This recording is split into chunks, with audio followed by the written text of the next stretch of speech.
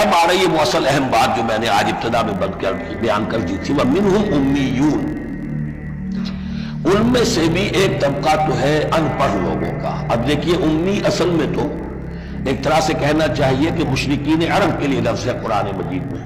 کیوں؟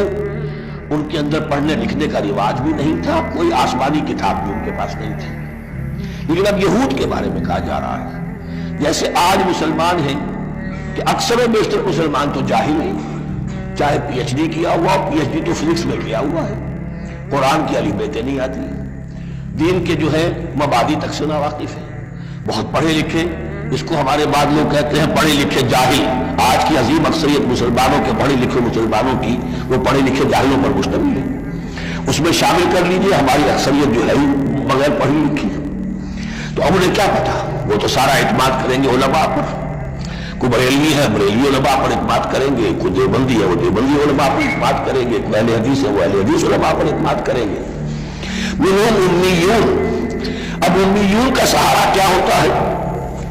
منہم امیون لا یعلمون الکتاب الا امانیہ، وہ کتاب سے تو واقف نہیں ہوتے، اپنی کچھ خواہشات ہیں کہ جن کو جانتے ہیں۔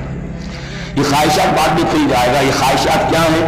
ہم تو اسرائیلی ہیں، ہم تو اللہ کے محبوب ہیں، ہم تو امت محمد میں ہیں، ہماری تو شفاعت ہو ہی جائے گی، یہ امانی ہے۔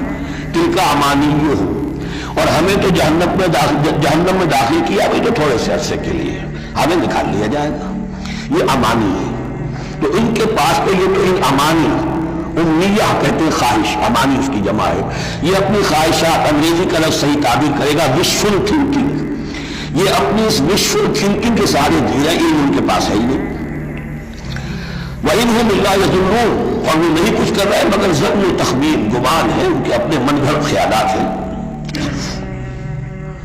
فَوَيْلٌ لِّلَّذِينَ يَكْتُمُونَ الْكِتَابَ بِأَيْدِيهِمْ، تو اصل ہلاکت اور بربادی اور ویل کے بارے میں بعض روایات یہ بھی آئی ہیں کہ وہ جہنم کا وہ طبقہ ہے جس سے خود جہنم پناہ مانگتی ہے، سخت ترین۔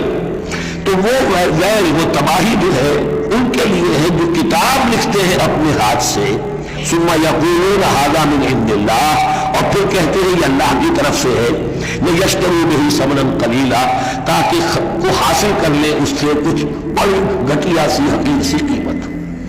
یعنی فتویٰ نویسی جس کا معاملہ ہے، کوئی شخص آیا، اس نے رائے پوچھی، انہوں نے اپنا جو بھی ہے وہ لکھا، کہا یہی دین کا تقاضا ہے، بس یہی علم ہے، یہی اللہ کی بات ہے۔ اب اس میں کتنا کچھ واقعتاً انہوں نے صحیح بات کہی ہے، کتنی ہٹ درمی سے کام لیا ہے، کتنی کسی رشوت کے مبنی کو رائے دی ہے، خود بدلتے نہیں قرآن کو بدل دیتے ہیں، وہ کس درجہ فقیہان حرم بے توفیق، تو یہ ان کے علماء کا کردار تھا۔ ثم يقولون هذا من عند الله ليشتروا به ثمنا قليلا فويل لهم مما كتبت ايديهم، تو ہلاکت اور بربادی ہے ان کے لیے اس چیز سے کہ جو ان کے ہاتھوں نے لکھی، وویل لهم مما يكسبون، اور ان کے لیے ہلاکت اور بربادی ہے اس کمائی سے جو وہ کر رہے ہیں۔ یہ سارا دھندا جو ہے فتویٰ فروشی کا اور دین فروشی کا، اس کا یہ تباہی وہ اپنے لیے مول لے رہے ہیں، اس سے کوئی ان کو اللہ تعالیٰ کے ہاں کوئی اجر و ثواب نہیں ملے گا۔